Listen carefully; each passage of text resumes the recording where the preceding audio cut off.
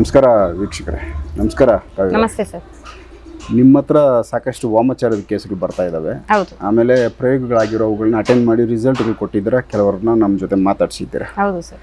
ನಿಮ್ಮ ಪ್ರಕಾರ ಈಗ ನಿಮ್ಮ ಹತ್ರ ಬರೋ ಆ ಕೇಸ್ಗಳು ನೀವು ನೋಡಿದ್ಮೇಲೆ ನಿಮ್ಗೆ ಆ ಸಿಂಪ್ಟಮ್ಸ್ಗಳು ಗೊತ್ತಾಗ್ತವೆ. ಇವ್ರಿಗೆ ಇದೇ ತೊಂದರೆ ಆಗೈತೆ, ಇವ್ರಿಗೆ ಇದೇ ಪ್ರಯೋಗ ಆಗೈತೆ. ಸೊ ಇದನ್ನು ನೀವು ಹೇಳ್ತೀರ ನಮ್ಮ ವೀಕ್ಷಕರ ಗಮನಕ್ಕೆ. ಯಾರಿಗಾದ್ರೂ ವಾಮಾಚಾರ ಆಗಿದ್ರೆ ಯಾವೆಲ್ಲ ಸಿಂಪ್ಟಮ್ಸ್ಗಳನ್ನ ಅವ್ರು ನೋಡ್ಕೋಬೋದು, ಯಾವೆಲ್ಲ ಎಫೆಕ್ಟ್ಗಳು ಅವ್ರಿಗೆ ಗೊತ್ತಾಗ್ಬಿಡುತ್ತೆ. ಸೊ ಇದು ಪಕ್ಕ ಇದೆ ಅಂತ ಅವ್ರು ನೋಡ್ಕೊಬೇಕು ಅಂದರೆ ಇಂಥದ್ದಾಗಿದ್ದರೆ ಈ ಥರ ಸೂಚನೆಗಳಿದ್ದರೆ ಪಕ್ಕ ಇದಾಗಿದೆ ವಾಮಾಚಾರ ಅಂತ ಅವರು ಕಂಡ್ಕೋಬೋದು ಅಂತ ಹೇಳ್ಬೇಕಂದ್ರೆ ಯಾವ ಸೂಚನೆಗಳು ಅವ್ರಿಗೆ ಕಾಣಿಸುತ್ತೆ? ಹೌದು ಸರ್. ಈಗ ತುಂಬ ಕೇಸ್ಗಳು ನಮ್ಮಲ್ಲಿ ಬಂದಿದೆ, ಬರ್ತಾನೆ ಇರುತ್ತೆ. ಇವಾಗ ನೋಡಿ, ನಮ್ಮಲ್ಲಿ ಅಮಾವಾಸ್ಯೆ ಹುಣ್ಣಿಮೆಗೆ ಮಾತ್ರನೇ ನಾವಿಲ್ಲಿ ತಡೆಗಳು ಹೊಡೆಯೋದು. ಈಗ ಮೊನ್ನೆ ಅಮಾವಾಸ್ಯೆಗೆ ಇನ್ನೂ ತಡೆ ಹೊಡೆದಿಲ್ಲ, ಆಲ್ರೆಡಿ ಹುಣ್ಣಿಮೆಗೆ ಬುಕ್ಕಿಂಗ್ ಆಗ್ಬಿಟ್ಟಿದೆ. ಪ್ಲಸ್ ಇನ್ನ ಹುಣ್ಣಿಮೆಗೆ ನಾವು ತಡೆನೇ ಇನ್ನ ಜನಕ್ಕೆ ಹೊಡೆದಿಲ್ಲ, ಆಗ್ಲೇ ನೆಕ್ಸ್ಟ್ ಅಮಾವಾಸ್ಯೆಗೆ ಬುಕ್ಕಿಂಗ್ ಆಗ್ಬಿಟ್ಟಿದೆ. ಇವಾಗ ಮತ್ತೆ ಮಿಡ್ಲಲ್ಲಿ ಜನ ಬಂದು ನಮಗೆ ತಗೊಳ್ಳಿ ಪ್ಲೀಸ್, ನಮ್ಗೆ ಡೇಟ್ ಕೊಡಿ, ಡೇಟ್ ಕೊಡಿ ಅಂತ ಕೇಳ್ತಾರೆ. ಅಲ್ಲಿದ್ದಾಗ ನಾವು ಅಮಾವಾಸ್ಯೆ ಹುಣ್ಣಿಮೆ ಬಿಟ್ಟು ಸೆಂಟ್ರಲ್ ಯಾವ ದಿನನೂ ನಾವು ತಡೆಗಳು ಹೊಡಿಯಲ್ಲ. ಈಗ ಎಕ್ಸ್ಟ್ರಾ ಜನಗಳೆಲ್ಲ ಏನ್ ಮಾಡ್ಬೇಕು ಅನ್ನೋದು ಒಂದು ಕ್ವಶನ್ ನಮ್ಮಲ್ಲಿದೆ. ಮತ್ತೆ ಬೇರೆ ಡೇಟ್ಗಳಲ್ಲಿ ಹೊಡಿಯೋಕ್ಕೆ ನಮ್ಗೆ ಟೈಮು ಸಿಗ್ತಾ ಇಲ್ಲ. ಅವ್ರವ್ರ ಸಮಸ್ಯೆಗಳು ಫಸ್ಟೇ ಅವ್ರ ಸ್ಟಾರ್ಟಿಂಗಲ್ಲಿ ಅವರು ತಿಳ್ಕೊಬೇಕು ಸರ್. ಯಾವುದೇ ಒಂದು ನೆಗೆಟಿವ್ ಎನರ್ಜಿ ನಮಗೆ ಬಂದಿದೆ, ನಮ್ಗೆ ಯಾರೋ ಏನೋ ಒಂದು ಮಾಡಿದ್ದಾರೆ ಅಂತಾಗ ಫಸ್ಟ್ ನಮಗೆ ಯಾವ ರೀತಿ ನಮ್ಮನ್ನ ವಾಮಾಚಾರ ಮಾಡಿದಾಗ ಫಸ್ಟ್ ನಮ್ಮನ್ನ ಯಾವ ರೀತಿ ಕುಗ್ಸುತ್ತೆ ಅಂತಂದ್ರೆ ಮಾನಸಿಕವಾಗಿ ಕುಗ್ಸುತ್ತೆ. ಫಸ್ಟ್ ಕುಗ್ಸೋದೇನೆ ಒಂದು ಮನುಷ್ಯನ ಮಾನಸಿಕವಾಗಿ ದೈಹಿಕವಾಗಿ ಕುಗ್ಸೋದು.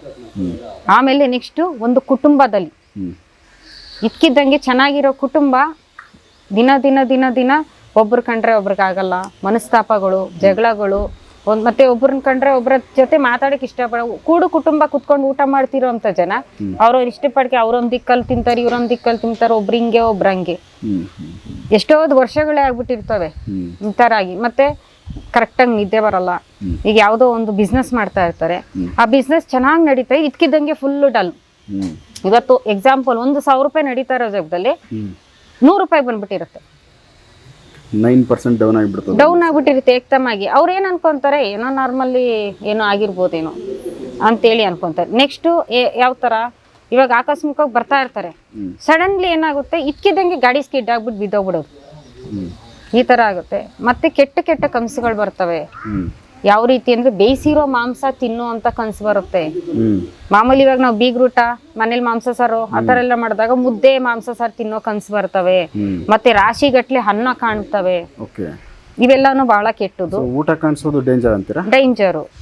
ಹಸಿ ಮಾಂಸ ಕಂಡ್ರೆ ಒಳ್ಳೇದು, ಯಾವ್ದೋ ಕಡೆಯಿಂದ ಒಂದು ಲಕ್ಷ್ಮಿ ಬರ್ತಿದೆ ಅಂತೇಳಿ. ಬೇಯಿಸಿರೋದು ಕಂಡಬಾರ್ದು, ಬೇಯಿಸಿರೋದು ನಾವು ಕನ್ಸಲ್ಲಿ ಊಟ ಮಾಡಬಾರ್ದು. ಆ ತರ ನಾವು ನೋಡಿದಾಗ ನಮ್ ಏನು ಅರ್ಥ ಆಗ್ಬೇಕು ಜನಕ್ಕೆ ಅಂತಂದ್ರೆ, ಯಾರೋ ಹೋಗ್ಬಿಟ್ಟು ನಮ್ಗೇನೋ ಮಾಡೋರೆ, ಯಾವ್ದೋ ಒಂದು ಶಕ್ತಿಗೆ ಆಹಾರ ಕೊಟ್ಟವ್ರೆ, ಅದು ಅಲ್ಲಿ ಊಟ ಮಾಡ್ತಿದೆ, ನಾವಿಲ್ಲಿ ಊಟ ಮಾಡ್ತಿದೀವಿ. ಅದ್ರ ಅರ್ಥ ಇದೇನೆ, ಯಾರೋ ಹೋಗಿ ಏನೋ ಮಾಡಿ ಯಾವ್ದೋ ಒಂದು ಶಕ್ತಿಗೆ, ಈಗ ಮಾರಿಗೋ ಚೌಡಿಗೋ ಕಾಳಿಗೋ ಕಾಟೇರಿಗೋ ಯಾವ್ದೋ ಒಂದು ಶಕ್ತಿಗೆ ಅವರು ಆಹಾರ ಕೊಟ್ಟವ್ರೆ. ಆ ಶಕ್ತಿ ಅಲ್ಲಿ ಇವ್ರ ಮೇಲೆ ಪ್ರಯೋಗ ಸ್ಟಾರ್ಟ್ ಬಂದು ಅವರು ಹೊಲ್ಸ್ಕೊಂಡು ಪ್ರಯೋಗ ಆಗಿರೋದ್ರಿಂದ ಅವ್ರ ಕೆಲಸ ಸ್ಟಾರ್ಟ್ ಮಾಡೋದಕ್ಕೆ ಅವ್ರಲ್ಲಿ ಆಹಾರ ತಿಂತವ್ರೆ. ಇಲ್ಲಿ ಇವ್ರು ತಿಂತಾರ, ಇವ್ರು ಕಂಸಲ್ಲಿ ಊಟ ತಿಂದ್ರು, ಮಾಂಸದ ಊಟ ಇವ್ರು ತಿಂದ್ರು ಅಂತಂದ್ರೆ ಇವ್ರಿಗೆಲ್ಲಿ ಸ್ಟಾರ್ಟ್. ಅಂದ್ರೆ ಕನ್ಸಲ್ಲ ಇವ್ರು ತಿಂತಾವ್ರೆ ಅಂದ್ರೆ ಅದ್ರದ್ದು ಆಹಾರ ಎಲ್ಲೋ ಯಾವ್ದೋ ಒಂದ್ ಶಕ್ತಿ ಕೊಟ್ಟೈತಂತ, ಬೇರೆ ಯಾರೋ ಕೊಟ್ಟವ್ರೆ. ಇವ್ರು ಇಲ್ಲಿ ಊಟ ಮಾಡ್ತಾವ್ರೆ ಅಂದ್ರೆ ಇನ್ ಮುಂದೆ ನಿನ್ಗೆ ಊಟ ಮಾಡಿಸ್ತಾ ಇದೀನಿ ಅಂತೇಳಿ ಅದ್ರ ಅರ್ಥ ಅದು. ಸೊ ಇದು ಡೇಂಜರ್ ಇರುತ್ತೆ. ಇದು ಡೇಂಜರ್. ಏನ್ ಮಾಡ್ಕೋಬೇಕೀಗ? ಇದಕ್ಕೆ ಏನ್ ಮಾಡ್ಬೇಕಂತಂದ್ರೆ ಕರೆಕ್ಟ್ ಆಗಿರೋ ಜಾಗಕ್ಕೆ ಹೋಗ್ಬೇಕು. ನಮ್ಗೆ ಏನಾಗಿದೆ ಎತ್ತಾಗಿದೆ ಅಂತೇಳಿ ತಿಳ್ಕೊಬೇಕು. ತಿಳ್ಕೊಂಡು ಪರಿಹಾರ ಮಾಡ್ಕೊಂಡು ಬಂದೋಬಸ್ತ್ ಮಾಡ್ಕೊಬಿಡ್ಬೇಕು. ಒಂದೇ ಸರಿ ಬಂದೋಬಸ್ತ್ ಮಾಡ್ಕೊಂಡ್ಬಿಟ್ಟು, ಇವಾಗ ಅವ್ರ ಮನೆಗಾಗಿರ್ಬೋದು, ಮತ್ತೆ ಅವ್ರ ಮನೆಗೆ ಎಷ್ಟು ಜನ ಇದ್ದಾರೆ ಅಷ್ಟು ಜನಕ್ಕಾಗಿರ್ಬೋದು, ಬೆಳ್ಳಿ ಯಂತ್ರಗಳಲ್ಲಿ ದಿಗ್ಬಂಧನಗಳು ಮಾಡಿ ಬಂದೋಬಸ್ತ್ ಮಾಡಿ ಇಟ್ಕೊಬಿಟ್ರೆ ನೆಕ್ಸ್ಟ್ ಸ್ಟೆಪ್ ಅವ್ರನ್ನೇ ನಿಲ್ಲಿಸಿ ವಾಮಾಚಾರ ಮಾಡಿದ್ರು ಅವ್ರಿಗೇನು ಆಗಲ್ಲ. ಯಾಕೆಂತಂದ್ರೆ ಈಗ ಇಷ್ಟೊತ್ತು ನಿಮ್ಗೆ ಇಂಟರ್ವ್ಯೂ ಕೊಟ್ಟರು ಜನಗಳು, ಅವ್ರಿಗೆಲ್ಲ ನಾವು ಮಾಡ್ಕೊಟ್ಟಿದೀವಿ. ಇವಾಗ ಅವ್ರಿಗೂ ನಾವು ಓಪನ್ ಆಗಿ ಹೇಳಿದೀವಿ, ನೆಕ್ಸ್ಟ್ ನಿಮ್ಮನ್ನೇ ನಿಲ್ಸಿ ಅಂದಿ ಕಡಿದ್ರೆ ನಿಮ್ಗೆ ಏನಾಗಲ್ಲ ಹೋಗಿ ಅಂತೇಳಿ. ಅದೇ ತರ ನಾವು ಮಾಡ್ಕೊಟ್ಟಾದ್ಮೇಲೆ ಇಲ್ಲಿ ತನಕ ಅವ್ರಿಗೇನು ಸಮಸ್ಯೆಗಳು ಇಲ್ಲ. ಯಾಕಂದ್ರೆ ನಾವು ಮಾಡ್ಕೊಟ್ಟಾದ್ಮೇಲೆ ಹಿಂದಿನ ಪ್ರಯೋಗ ಮಾಡ್ತಾವ್ರೆ, ಮಾಡಿದ್ದೆಲ್ಲ ಅವ್ರಿಗೆ ರಿಟರ್ನ್ ಆಗ್ತಿದೆ. ಏನೇ ನೆಕ್ಸ್ಟ್ ಪ್ರಯೋಗ ಆದ್ರೂ ಕೂಡ ಅದ್ರದ್ದು ಎಫೆಕ್ಟ್ ಇವ್ರಿಗೆ ಆಗಲ್ಲ. ಒಂದು ಸರಿ ಮಾಡ್ಕೊಂಡು ಬಗೆಹರಿಸ್ಕೊಳ್ಳಿ.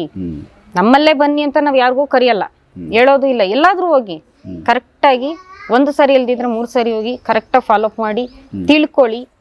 ಯಾವ ಫಾರ್ಮಾಲಿಟೀಸು, ಯಾವ ಪ್ರೋಸೆಸ್. ಇವಾಗ ನಾವು ಒಂದು ಲೋನ್ ಮಾಡಬೇಕಂದ್ರೆ ಪ್ರೊಸೆಸಿಂಗ್ ಇರುತ್ತೆ. ಎಷ್ಟು ದಿನ ಇರುತ್ತೆ? ಎಲ್ಲ ಸಿವಿಲ್ ಸ್ಕೋರ್ ಕರೆಕ್ಟಾಗಿದ್ದು, ಎಲ್ಲ ಡಾಕ್ಯುಮೆಂಟ್ಸ್ ಕರೆಕ್ಟಾಗಿದ್ದು, ಎಲ್ಲ ಕರೆಕ್ಟಾಗಿದ್ರು ಒಂದು ವಾರ 10 days ಆದರೂ ಟೈಮ್ ತೊಗೊಳುತ್ತೆ ಒಂದು ಲೋನ್ ಆಗಬೇಕಂದ್ರೆ ಅಲ್ವಾ. ಇದು ಹಂಗೇನೆ ಲೈಫಲ್ಲಿ ಒಂದು ಸರಿ ಮಾಡಿಸ್ಕೊಂಡು ಸೆಟ್ಲ್ಮೆಂಟ್ ಅಂತ ಹೇಳಿದ್ದು. ಯಾಕೆಂದರೆ ದುಷ್ಟ ಜನಗಳು, ಕೆಟ್ಟ ಕಣ್ಣುಗಳು ಇರ್ತವೆ. ಒಬ್ಬೊಬ್ರು ಆಸ್ತಿ ವಿಚಾರಕ್ಕೆ ಮಾಡ್ತಾರೆ, ಮತ್ತೆ ಮನೆಗಳು ವಿಚಾರಗಳು ಮಾಡ್ತಾರೆ, ವೈಯಕ್ತಿಕ ಅಣ್ಣ ತಮ್ಮದಿರೋ ದುಶ್ಮನ್ನು ಯಾವುದೋ ಒಂದು ವಿಚಾರಕ್ಕೆ ಜಗಳಗಳಾಗಿರುತ್ತೆ. ನಾನು ಹಾಳಾಗೋದ್ರ ಪರವಾಗಿಲ್ಲ, ಅವ್ನು ಉದ್ಧಾರ ಆಗಬಾರ್ದು ಅನ್ನೋ ವಿಚಾರಕ್ಕೂ ಮಾಡ್ತಾರೆ. ಮತ್ತೆ ಹೊಟ್ಟೆ ಉರಿ, ಇವನೇನು ಇದ್ಕಿದ್ದಂಗೆ ಸ್ಟೆಪ್ ಬೈ ಸ್ಟೆಪ್ ಬೆಳಿತಾವನೆ, ನಾನು ಹಿಂಗೆ ಇದೀನಲ್ಲ, ಈ ನನ್ನ ಮುಂದೆ ಇವ್ನು ಬೆಳಿಬಾರ್ದು ಅಂತ ಅಂದ್ಬಿಟ್ಟು ಅದಕ್ಕೂ ಮಾಡ್ತಾರೆ. ಮತ್ತೆ ಏನಾದರೂ ಬಿಸ್ನೆಸ್ ಮಾಡ್ತಾ ಇದ್ರೆ ಅವ್ನು ಬಿಸ್ನೆಸ್ ಎಲ್ಲ ಹಾಳಾಗೋಗ್ಬಿಡ್ಲಿ ಅಂತೇಳಿ ಮಾಡ್ತಾರೆ.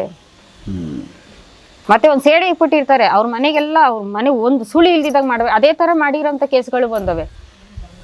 ಈಗ ಪದೇ ಪದೇ ಮನೆ ಹತ್ರ ಕುಂಕುಮ ಮತ್ತೆ ನಿಂಬೆಹಣ್ಣು ಈ ಥರದ್ದು ಹಾಕ್ತಾರೆ ಅಂತೇಳಿ ಕೆಲವರು ಇಲ್ಲಿ ಹೇಳಿದ್ರು. ಹೌದು, ರೆಗ್ಯುಲರ್ ಆಗಿ ನಮ್ಮ ಮನೆ ಹತ್ರ ಈ ಥರ ಆಗ್ತಾ ಇದ್ರು ಅಂತ. ಅವರು ಅಂದ್ರೆ ಅವ್ರಿಗೆ ಗೊತ್ತಾಗಿಲ್ಲ ಇದು ಯಾವಾಗ ಆಗ್ತಾವ್ರೆ ಏನು ಅನ್ನೋದು ಗೊತ್ತಿಲ್ಲ. ಬಟ್ ಆಗ್ತಾ ಇರೋದು ಅದು ಕಣ್ಣಿಗೆ ಕಾಣಿಸ್ತಿರೋದು. ಈ ಪ್ರಯೋಗ ಬಂದು ಒಂದ್ಸರಿ ಎಲ್ಲೋ ಮಾಡಿರ್ತಾರೆ, ತಿರ್ಗಿ ಅದಾದ್ಮೇಲೆ ಅದು ಪದೇ ಪದೇ ಏನಕ್ಕೆ ಫಾಲೋ ಅಪ್ ಮಾಡಬೇಕು? ಇಲ್ಲ ರೆಗ್ಯುಲರ್ ಆಗಿ ಇದನ್ನ ಪದೇ ಪದೇ ಆಗ್ತಾನೆ ಇರ್ತಾರಲ್ಲ, ಇದ್ಯಾವುದು? ಈಗ ಇದು ವಾಮಾಚಾರ ಒಂದು ಸರಿ ನೋಡಿ ಸರ್, ವಾಮಾಚಾರ ಮತ್ತೆ ಈ ಮೊದ್ದಿಡಿ ಇವೆರಡು ಒಂದೇನೆ. ಈಗ ಒನ್ ಟೈಮ್ ನಾನು ನಿಮಗೆ ವಾಮಾಚಾರ ಮಾಡಿದೆ ಅನ್ಕೊಳ್ಳಿ, ಮತ್ತೆ ನಾನು ನಿಮ್ಗಾದ್ರೂ ಮಾಡಬೇಕು, ಇನ್ನೊಬ್ರಿಗೆ ಯಾರೂ ಸಿಕ್ಕಿಲ್ಲ ಅಂದ್ರೆ ಹೊಟ್ಟೆಲಿ ಹುಟ್ಟಿರೋ ಮಕ್ಳಿಗಾದ್ರೂ ಮಾಡಲೇಬೇಕು. ಇದು ಯಾವ ಥರ ಮೇಡಮ್? ಇದು ಹಂಗೆ ವಾಮಾಚಾರ. ಒಂದು ಸರಿ ವಾಮಾಚಾರಕ್ಕೆ ಇಳಿದ್ಮೇಲೆ ಮಾಡೋಕ್ಕೆ ಅದು ಆ ರೀತಿ, ಅದು ಒಂಥರ ದುಷ್ಟಶಕ್ತಿಗಳವು ನಮ್ಮನ್ನ ಅಲ್ಲಿ ವಾಮಾಚಾರ ಮಾಡುವಂಥ ಮಾಂತ್ರಿಕರು ಏನಿರ್ತಾರೆ, ನಮ್ಮನ್ನ ಒಂದು ಅಟ್ರಾಕ್ಷನ್ ಮಾಡಿ ಒಂದು ವಶೀಕರಣ ಅಂತೇಳಿ ಅಲ್ಲೇ ಮಾಡ್ಕೊಂಡ್ಬಿಟ್ಟಿರ್ತಾರೆ. ಅವ್ರಿಗೇನು ಬೇಕು? ದುಡ್ಡು ಬೇಕು. ಅವಾಗ ಏನು ಮಾಡ್ತಾರೆ ಅವರು? ಇವಾಗ ನಿಮಗೆ ಮಾಡ್ಬಿಟ್ಟಿದ್ದೀನಿ, ನೀವು ಹಾಳಾಗ್ಬಿಟ್ಟಿದ್ದೀರಾ, ನಾನು ನೋಡ್ಬಿಟ್ಟಿದ್ದೀನಿ, ಇವಾಗ ನೆಕ್ಸ್ಟ್ ಯಾರ ಮೇಲಾದ್ರೂ ಒಂದು ಇವ್ರಿಗೆ ಒಂಥರ ನನ್ನ ಮನ್ಸಿಗೆ ಬರೋ ರೀತಿ ಮಾಡ್ಬಿಟ್ಟು ನೆಕ್ಸ್ಟ್ ಇನ್ನೊಬ್ರಿಗೆ ಮಾಡಕ್ಕೆ ಅವ್ರ ಹತ್ರ ಹೋಗೋದು. ಆ ಥರ ಸುಮ್ಮನೆ ಇರಂಗಿಲ್ಲ. ಈ ಮೊದ್ದಿಡಿ ಇಡೋದು ಅಷ್ಟೇನೆ. ಇವತ್ತು ಯಾರಿಗಾದ್ರೂ ಒಬ್ರಿಗೆ ಮೊದ್ದಿಕ್ಕಿದ್ರೆ ಹೊಟ್ಟೆಗೆ, ಅಮಾವಾಸ್ಯೆ ಹುಣ್ಣಿಮೆಗೆ ಇಡ್ತಾ ಇರ್ಬೇಕು. ಯಾರು ಸಿಕ್ಕಿಲ್ಲ ಅಂದ್ರೆ ಕಟ್ಕೊಂಡಿರೋ ಗಂಡಂಗಾದ್ರೂ ಇಡ್ಬೇಕು, ಇಲ್ಲ ಎಂಟಿಗಾದ್ರೂ ಇಡ್ಬೇಕು, ಮಕ್ಳಿಗಾದ್ರೂ ಇಡ್ಲೇಬೇಕು. ಸೊ ಇದೊಂಥರ ತಮ್ಮನ್ನ ತಾವೇ ಸುಟ್ಕೊಳ್ಳೋ. ಹೌದು, ಇದೊಂಥರ ಅಂಟು ರೋಗ. ಸೊ ಇದೊಂದು ಎಫೆಕ್ಟ್, ಅದು ಒಂದ್ಸರಿ ಶುರು ಆಯ್ತು ಅಂದ್ರೆ ಅದು ನಿಲ್ಸಂಗಿಲ್ಲ. ಅದು ಯಾರಿಗೋ ಒಬ್ರಿಗೆ ಅದು ಮಾಡ್ತಾ ಇರ್ಬೇಕು ಅಂದ್ರೆ ಜೀವನ ಡ್ಯಾಮೇಜ್ ಆಗುತ್ತಲ್ಲ. ಅದು ಇಂಥವ್ರು ಮಾಡ್ತಾವ್ರೆ ಅಂತೇಳಿ ಗೊತ್ತಾದ್ಮೇಲೆ ನಾವು ಅವ್ರ ಹತ್ರ ಬಹಳ ಕೇರ್ಫುಲ್ ಆಗಿರ್ಬೇಕು. ಯಾವತ್ತೂ ಅಷ್ಟೇನೆ. ಇವಾಗಿನ ಜನರೇಷನ್ ಅಲ್ಲಿ ಏನ್ ಹೇಳ್ತೀವಿ ಜನಕ್ಕೆ ಅಂತಂದ್ರೆ, ನಿಮ್ಮನೆಗೆ ಏನಾದ್ರೂ ತಗೋಬನ್ನಿ, ಒಬ್ರ ಹತ್ರ ಹೇಳ್ಕೊಬೇಡಿ. ಯಾಕಂದ್ರೆ ಆಡಗಳಲ್ಲಿ ಕಳ್ತನಗಳಾಗ್ತವೆ. ಯಾರ ಹತ್ರ ಏನು ಹೇಳ್ಕೊಬೇಡಿ. ಬಿಸ್ನೆಸ್ 10,000 ಆಯ್ತು ಒಂದಿನಕ್ಕೆ, 1,000 ಆಗ್ತಾ ಇರೋದು ಏನು ಬಿಸ್ನೆಸ್ ಇಲ್ಲ. ನಾವು ಕಷ್ಟದಲ್ಲಿ ಇದೀವಿ, ಈ ತರನೇ ಹೇಳ್ಕೊಂಡಿರ್ಬೇಕು. 4 ಜನಕ್ಕೆ ಕಣ್ಣು, ಅದ್ರಲ್ಲಿ ಎಸ್ಪೆಷಲಿ ರಿಲೇಷನ್ ಸಂಬಂಧಿಕರು, ಅವ್ರಿಗೆ ಮಾತ್ರ ತೋರಿಸ್ಕೊಂಡ್ಲೇಬೇಡಿ. ಒಂದು ಮನೆ ತೆಗಿತಾ ಇದೀವಿ ಅಂತ ಹೇಳ್ಬೇಡಿ, ಒಂದು ಕಾರ್ ತೆಗಿತೀನಿ ಅಂತ ಹೇಳ್ಬೇಡಿ, ಏನೊಂದು ಮಾಡ್ತೀನಿ ಅಂತ ಹೇಳ್ಕೊಬೇಡಿ. ಗುಟ್ಟಾಗಿ ಇಟ್ಕೊಂಡು ಮಾಡ್ಕೊಳ್ಳಿ. ಈಗ ಎಷ್ಟೋ ಜನ ಬರ್ತಾರೆ, ಮೇಡಮ್ 4 ವರ್ಷ ಆಯ್ತು ಮೇಡಮ್, ಪಾಯ ಹಾಕಿ ಮನೆ ಕಟ್ಟಿ ಎಲ್ಲ ಅರ್ಧಂಬರ್ಧ ಆಗ್ಬಿಟ್ಟಿದೆ, ಅರ್ಧಂಬರ್ಧ ನಿಂತ್ಬಿಟ್ಟಿದೆ. ಸೊ ಈ ತರ ಅರ್ಧಂಬರ್ಧ ನಿಂತೋಗೋದು ಯಾಕೆ? ಹೌದು, ವಾಮಾಚಾರ ಮಾಡಿರ್ತಾರೆ. ಅವ್ರ ಹತ್ರ ಕಟ್ಟಷ್ಟು ದುಡ್ಡಿದ್ರು ಕಟ್ಟಕ್ಕಾಗಲ್ಲ. ದುಡ್ಡಿದೆ, ಕಟ್ಟಕ್ಕಾಗಲ್ಲ. ಬರೀ ಮನೆ ಹಾಸ್ಪಿಟ್ಲು ತಿರುಗ್ತಾವ್ರೆ. ಇದು ಬೆಳವಣಿಗೆನ ಅಡ್ಡ. ಹೌದು, ಏಳಿಗೆ ಆಗ್ಬಾರ್ದು ಅಂತೇಳಿ ಎಲ್ಲಾ ತರ ಕಟ್ಟುಗಳು ಕಟ್ಬಿಟ್ಟಿರ್ತಾರೆ. ಬಿಸ್ನೆಸ್ ಕಟ್ಟಿರ್ತಾರೆ, ಫ್ಯಾಮಿಲಿ ಕಟ್ಟಿರ್ತಾರೆ, ಆರೋಗ್ಯದ ಕಟ್ಟಿರ್ತಾರೆ. ಮತ್ತೆ ಇವರು ವಾತಾವರಣ ಏನು ಆಕ್ಟಿವಿಟಿಯಾಗಿದ್ದು ಏನು ಇದು ಮಾಡ್ತಾರೆ, ಆ ಥರ ಮೈಂಡ್ ಕಟ್ಬಿಟ್ಟಿರ್ತಾರೆ. ಮೈಂಡ್ ಫಸ್ಟ್ ಬ್ಲ್ಯಾಕ್ ಮಾಡಾಕ್ಬಿಡ್ತಾರೆ ವಾಮಾಚಾರ ಮಾಡಿದ್ರೆ. ಎಲ್ಲೂ ತಲೆ, ಅವ್ರು ವಾಮಾಚಾರ ಆಗಿರೋ ಫೇಸ್ ನೋಡಿದ್ರೆ ಹೇಗಿರುತ್ತೆ, ಒಂಥರ ಫುಲ್ಲು ಡಲ್ ಆಗಿರುತ್ತೆ. ಒಂಥರ ಏನೋ ಮುಖ ಒಂಥರ ಡಲ್ಲು. ಅವ್ರಿಗೆ ನಾವೇನಾದ್ರೂ ಹೇಳ್ತಿದ್ರು ಕೇಳೋ ಅಷ್ಟು ಮೈಂಡ್ ಸೆಟ್ಟೇ ಇರಲ್ಲ, ಅವ್ರಿಗೆ ಸಮಾಧಾನನೇ ಇರಲ್ಲ. ಆಮೇಲೆ ಅಂಥವ್ರಿಗೆ ಏನು ಮಾಡ್ತೀವಿ ಅಂದರೆ, ಫಸ್ಟು ನೆಕ್ಸ್ಟ್ ನೀವು ಬಂದ್ಬಿಟ್ಟಿದ್ದು ಶುಕ್ರವಾರ, ಮಂಗಳವಾರ, ಭಾನುವಾರ ಈ 3 ದಿನದಲ್ಲಿ ಬಂದು ಫಸ್ಟು ನೀವು 3 ಬಿನ್ಗೆ ನೀರು ಹಾಕ್ಸ್ಕೊಂಡು ಆಮೇಲೆ ನನ್ನ ಹತ್ರ ಬನ್ನಿ ಅಂತ ಹೇಳಿ ಕಳಿಸ್ತೀವಿ. ದೇವಸ್ಥಾನದಲ್ಲಿ ಬಂದು 3 ಬಿನ್ಗೆ ನೀರು ಹಾಕ್ಸ್ಕೊಂಡು ಅಲ್ಲಿ ಪ್ರದಕ್ಷಿಣೆ ಹಾಕ್ಬಿಟ್ಟು ಆಮೇಲೆ ನನ್ನ ಹತ್ರ ಬನ್ನಿ ಅಂತೀವಿ. ಅಂದರೆ ನಾವು ಹೇಳೋದು ಅವ್ರ ಮೈಂಡ್ಗೆ ಹೋಗ್ತಿರಲ್ಲ, ಆ ಥರ ಮೈಂಡ್ ಬ್ಲ್ಯಾಕ್ ಮಾಡಾಕ್ಬಿಟ್ಟಿರ್ತಾರೆ. ಈಗ ಕೆಲವ್ರನ್ನ ನೋಡಿರ್ತೀನಿ, ಈಗಂದರೆ ಹೆಂಗೆ ವಾದ ಮಾಡ್ತಾರೆ ಅಂದರೆ, ಅವ್ರು ಹೇಳಿದ್ದನ್ನು ಕೇಳಬೇಕು, ಬೇರೆಯವ್ರು ಹೇಳೋದನ್ನ ಕೇಳಲ್ಲ, ರೆಡಿನೇ ಇರಲ್ಲ. ಅವ್ರು ಏನು ಹೇಳ್ತಾರೋ ಅದನ್ನ ಕೇಳ್ತಾ ಹೋಗ್ಬೇಕು ಅಷ್ಟೇ. ಮತ್ತೆ ಅವರು ಎಲ್ಲದಕ್ಕೂ ಅವ್ರು ಎಷ್ಟು ಬುದ್ಧಿವಂತರು ಯಾರು ಇರಲ್ಲ ಅಂತ ಎಲ್ಲದರಲ್ಲೂ ಅವರು ಬುದ್ಧಿವಾದ ಹೇಳ್ತಾ ಹೋಗ್ತಾರೆ, ಎಲ್ಲರಿಗೂ ಬುದ್ಧಿ ಹೇಳ್ತಾ ಇರ್ತಾರೆ. ಬೇರೆಯವರೇನ ಇಲ್ಲ ಇದು ಹಿಂಗಿರಲಿ, ಇಲ್ಲ ಇದು ಬೇಡ, ಏನೋ ಸಣ್ಣದೊಂದು ಸಜೆಷನ್ ಕೊಟ್ಟರು ಕೂಡ ಅದನ್ನು ಅಕ್ಸೆಪ್ಟ್ ಮಾಡಲ್ಲ, ಅದನ್ನು ಕೇಳೋಷ್ಟು ಪೇಷನ್ಸ್ ಇರಲ್ಲ. ಸೊ ಇಂಥ ಕ್ಯಾರೆಕ್ಟರ್ಗಳಿಗೂ ವಾಮಾಚಾರಕ್ಕೂ ಏನಾದ್ರು ಲಿಂಕ್ ಇದೆಯಾ, ಇಲ್ಲ ಅವು ಏನಾದ್ರು ಎಫೆಕ್ಟ್ ಆಗಿರುತ್ತಾ ಅವ್ರಿಗೆ, ಇಲ್ಲ ಅವ್ರ ಕ್ಯಾರೆಕ್ಟರ್ಗಳು ಹೆಂಗಿರ್ತಾವ? ಅದು ವಾಮಾಚಾರ ಆಗಿದೆ ಅನ್ನೋದು ತಪ್ಪು. ಅದು ಅಲ್ಲಿ ಅವ್ರಿಗೇನಂದ್ರೆ ನಾನು ಅನ್ನೋದು ಅಹಂ ಇರುತ್ತೆ, ಅಂಥವ್ರು ಕೇಳಲ್ಲ. ನಾನು ಅನ್ನೋ ಅಹಂ ಇರೋರು ಯಾರ ಮಾತು ಕೇಳಲ್ಲ. ನಾನೇ ದೊಡ್ಡವಳು, ನನಗೆ ಎಲ್ಲ ಗೊತ್ತು, ಇನ್ನೊಬ್ರು ಮಾತು ಕೇಳೋ ಅಂಥದ್ದು ನನಗಿಲ್ಲ ಅನ್ನೋ ರೀತಿಲಿ ಇರ್ತಾರೆ ಅವ್ರು. ಸೊ ಅವ್ರನ್ನ ತಿದ್ದಕ್ಕಾಗಲ್ಲ. ನಾನು ಅನ್ನೋದು ಬಿಡೋ ತುಮಕ ತಿದ್ದಕ್ಕಾಗಲ್ಲ. ಇವಾಗ ನಾವು ದೇವಸ್ಥಾನಕ್ಕೆ ಏನಕ್ಕೆ ಹೋಗ್ತೀವಿ? ದೇವಸ್ಥಾನಕ್ಕೆ ಹೋದಾಗ ಯಾರಿಗೆ ತಲೆ ಬಾಗ್ತೀವೋ ಇಲ್ವಾ? ದೇವ್ರಿಗೆ ಭಗವಂತ ಅಂತೇಳಿ ಹಿಂಗೆ ತಲೆ ಬಾಗ್ತೀವಿ ಅಲ್ವಾ? ನೀನ್ ದೇವ್ರಿಗೂ ತಲೆ ಬಾಗಿಲ್ಲ ಅಂದ್ಮೇಲೆ ನಿನ್ನ ಹೆಂಗ್ ತಿದ್ಬೇಕು ನಾವು? ಕೊನೆಗೆ ಅಂಥವ್ರಿಗೆ ಏನಾಗುತ್ತೆ, ದೇವರೇ ಹಾಕೊಂಡು ತುಳಿತಾನೆ, ಅವಾಗ ಕೆಳಗ್ ಬಿದ್ಮೇಲೆ ಬುದ್ಧಿ ಬರುತ್ತೆ, ಅವಾಗ ತಲೆ ಬಾಗ್ತಾನೆ. ಈಗ ಮಳೆ ಬಂದ್ರು ನಾನು ತಲೆ ಬಾಗಲ್ಲ ಅಂತೇಳಿ ಹಿಂಗೆ ಎತ್ತಿ ನಡಿತೀವಿ. ಅದೇ ಬಿಸಿಲು ಬಂದಾಗ ಎತ್ತಿ ನಿಂದ್ರೆ ಆಗುತ್ತಾ? ಆಗಲ್ಲ. ಅವಾಗ ಚುರುಕನ್ನುತ್ತೆ, ಅವಾಗ ತಲೆ ಬಾಗ್ಲೇಬೇಕು. ಅಷ್ಟೇ ಇಲ್ಲಿರೋದು.